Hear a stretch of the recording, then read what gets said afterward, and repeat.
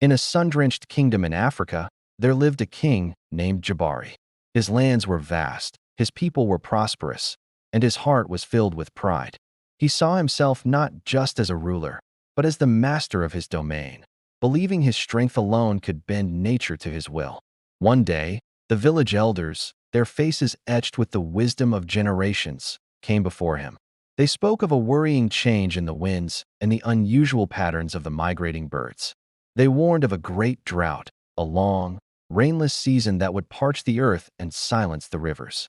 But Jabari, blinded by his own confidence, simply laughed.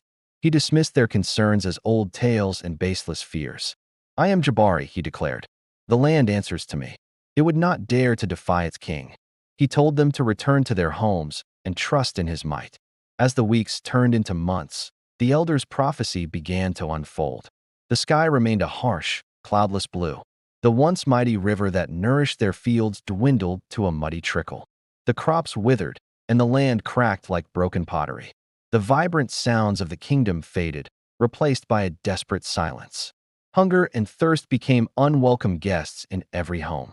Jabari watched from his palace as his people suffered. The laughter of children was gone. The joyful songs of the harvest were a distant memory. The weight of their hardship finally broke through his pride. For the first time, he saw not subjects, but a family in pain. Humbled and filled with remorse, Jabari shed his royal robes and walked among his people.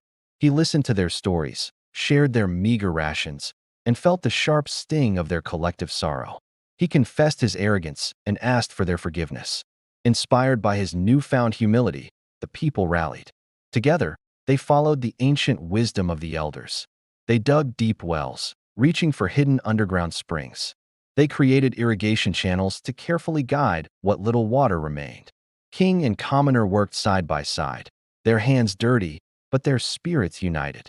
Slowly, painstakingly, they brought life back to the land. When the rains finally returned, they met a kingdom that was prepared.